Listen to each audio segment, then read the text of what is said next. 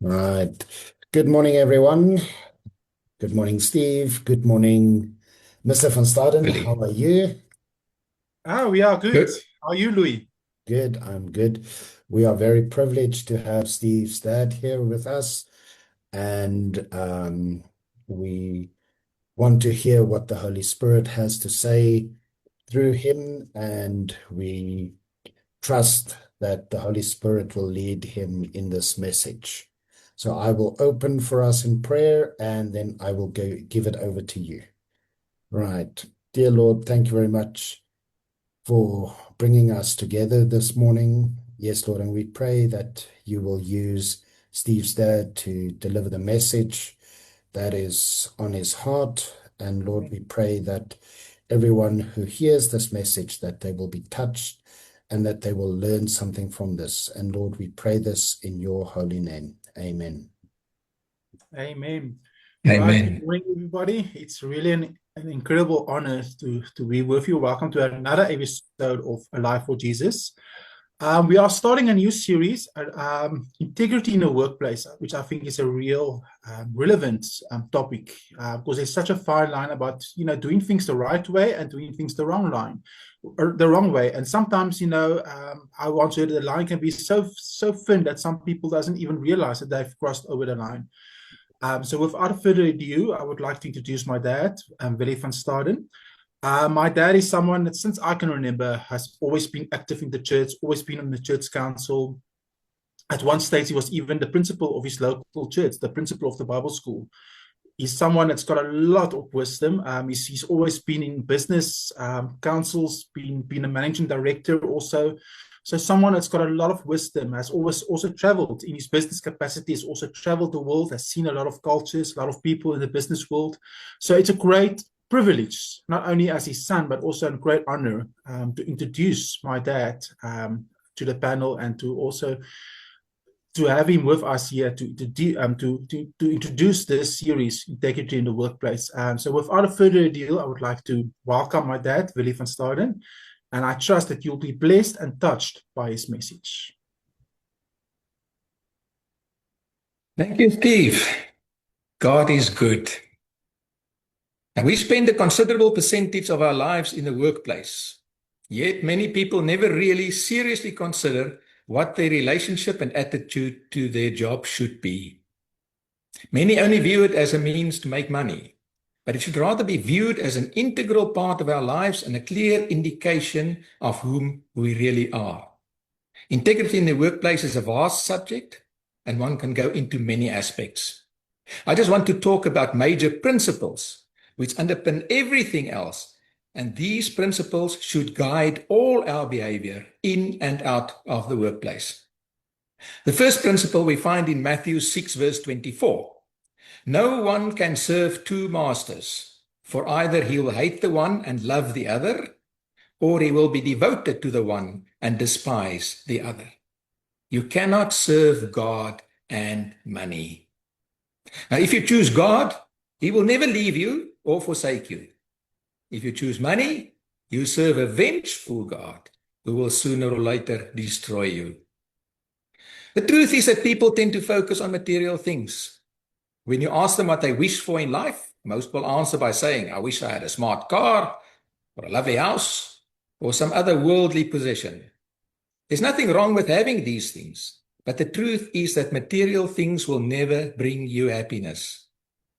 In 1 Timothy 6, verse 9 to 10, we read, But they that will be rich fall into temptation and a snare, and into many foolish and hurtful lusts, which drown men in destruction and perdition. For the love of money is the root of all evil, which while some coveted after, they have erred from the faith and pierced themselves through with many sorrows. Now, the love of money has proved to be the downfall of countless individuals. We should rather love and serve God, whose guidance will keep us on the right track. Now, all products and services that businesses offer must in some way or other be desirable enough so that there are people who will buy the product or pay for the service. The primary objective must therefore always be to provide the best possible product or service because that will ensure that people will continue to use it and pay for it. The simple fact is that if your product or service is trustworthy and fairly priced, you will make a lot more money and get lots more business than a competitor whose product or service is lacking in any of these aspects. Real profit in most businesses is made from repeat business and not from a once-off deal. That means customers that keep on coming back to you because they trust you and know that you will give them a fair deal. Many greedy people are of the mistaken belief that you should maximize profit, which in practice will mean overcharging and cutting corners with quality. If this seems to succeed at first, people get even more greedy and will continue to do that. Customers are not stupid. They will soon refuse to buy your product or service. You cannot maximize profit in much the same way as a Formula One racing car driver cannot maximize his speed around the racing circuit. If he tries to go maximum speed all the way, he will very early in the race crash in one of the corners, and then he's out of the race completely. You can only go as fast as the circuit will allow you, and you must be comfortable to slow down when the situation demands. In business, it means doing things like always ensuring the most reliable product or service, pricing it so that it is profitable but not exploitative, and even reducing the price through special deals or discounts to attract more new customers. In short, the primary focus should not be on the profit, but on the reliability of the product or service, ensuring that it remains attractive. Now, the second major principle we find in 1 Corinthians 10, verse 31. So whether you eat or drink, or whatever you do all to the glory of God. Too many employees think that they must perform when the boss or supervisor can see them, but that it doesn't matter if they slack off and take shortcuts when there isn't anybody watching them. You should realize that you are not doing your work for the supervisor. You are doing it for the company as an entity and for God. Your attitude and behavior can also have repercussions far beyond your immediate work environment. Proverbs 22 verse 1 says, "A good name is rather to be chosen than great riches, and loving favor rather than silver and gold." Now, when you work for a company and you are rude to a customer, that customer will tell all her friends that the company was rude to her and treated her badly. And the company will suffer, and ultimately everyone working for it. Your name and reputation and the name and reputation of your company is worth much more than profits. What most Christians do not realize is that they are also in full-time ministry, even though they have not been called to be pastors or missionaries or priests. Your ministry is in your place of work, and you may be the only Christian your colleagues and the organization's customers get into contact with. How they remember you may be the difference between them being saved or lost. I've too often heard people tell me that they are not interested in Christianity because they know Christians. And if that is how Christians behave, they definitely do not want to have a part of it. God requires us to be at all times honest, reliable, and friendly. If you are these things and are diligent in performing your work, it is almost guaranteed that you will also be successful and make enough money to live a comfortable and happy life. Remember at all times that your colleagues are not your enemies or competitors, and you should not view them as such. You're all part of the same team, and if the team does well, all the team members will also be better off. It is important, therefore, to assist others where you can, to give due praise, and thank colleagues who assist you. If you treat everybody with respect, your working environment will also be far more enjoyable. I want to tell you the story of Joe, because it illustrates many of the principles I've talked about. Joe was born in a very poor family, living in a shack in a very poor area of town. The family did not have money, and Joe left school at an early age to start working to help in supporting the family. A builder took pity on him and employed him, even though he did not have any experience. In the following years, this builder taught Joe everything he needed to know to succeed in the building industry. Joe learned how to mix cement and how to lay bricks, as well as basic knowledge of carpentry, plumbing, and electricity. Now, Joe was a hard worker, and later the builder appointed him as foreman, in which role he learned project and people management. He was effectively second in charge of the building business. The builder was a hands-on person and very strict about quality. He personally did regular quality control and ensured that everything met his exact standards. He did not hesitate to demand that a wall which was slightly askew should be torn down completely and rebuilt from scratch, or tiling that was not perfectly done be pulled up and completely redone. Now, during his employment, Joe started to have dreams about owning one of the beautiful homes he was helping to build. But he realized that he would never earn enough money to be able to buy one. Then the time for Joe's retirement grew near. The builder said to him that he had one more house he wanted Joe to build. This time, he was going to leave it all to Joe and for Joe to manage all aspects thereof. Joe had to procure all the materials, do all the project management and quality control himself. The builder told Joe that he wanted him to make this the very best house he ever built, and he had to use only the very best materials, no matter what the cost thereof was. When Joe learned that he was to manage all aspects completely, he got greedy. He obtained quotes for all the very best materials and appliances and received the money from the builder to buy these. He then bought the cheapest materials he could find, and the difference he deposited into his own bank account. Finally, the house was completed, and as per building tradition, there was a party to celebrate the completion of the house.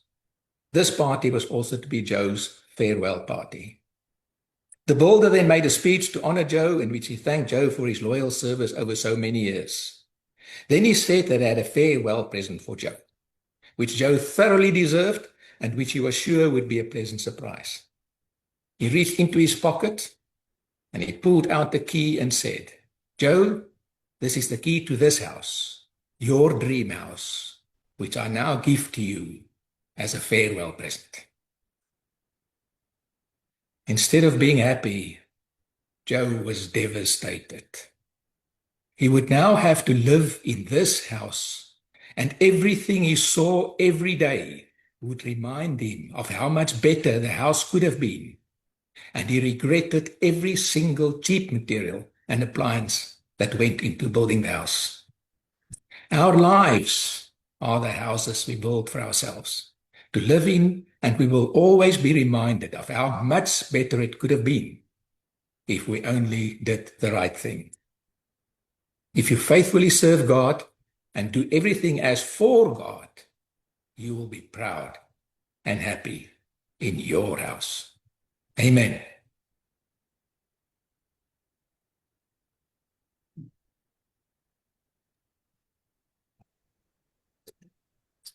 Thank you very much for that beautiful message. And I hope that people can learn something from this. Steve, over to you. Amen. Amen. Yeah, I've always learned, that integrity is doing the same things every single day on a consistent basis, even if nobody is watching at you, and even if you've got no audience. So thank you so much for a very profound a very profound lesson. I hope that all our viewers have enjoyed it. This is, of course, the first part, and the next part, Pastor Mario Todd will also talk about integrity in the workplace. If you've come across this message for the first time on our YouTube channel, please subscribe to Alive for Jesus Ministries. We've also got a Facebook group, Alive for Jesus Ministries, that you can join. I would like to thank all the viewers, and as always, I would like to give an opportunity. If you've grew up in a spiritual home, but you've never ever accepted Jesus as your Lord and Savior, you may say, Steve, Louis, Willie, I know about the message. I've grew up with it, but I've never accepted Jesus as my Lord and Savior. Today is your day of salvation. Right there where you are, just say the following: Lord Jesus, I know I'm a sinner. I know that you died for my sins on the cross, and I also know that you raised from the dead. I now accept you as my Lord and as my Savior. Come into my life. I give you my all, and I ask from now on to serve you with everything I've got and to live for you with everything I've got. If that is you, I believe you are sincere, and I believe that you're now a child of God. The Bible says the angels in heaven are celebrating. I would like to encourage you, besides joining our ministry, to also join a local church. Go visit a couple of churches and go find your spiritual home. Also join up with fellow believers. Go to a fellow cell group. If you've got a Bible, start by reading the Gospels. I always like to recommend the Gospel of John, because that's a great way to start. And then the most important thing is share the gospel. Tell all your family members, your people around you, what has happened in your life, that you have accepted Jesus, because that will strengthen you. Thank you so much once again for a powerful message from myself and from Louis and from everyone. It's goodbye.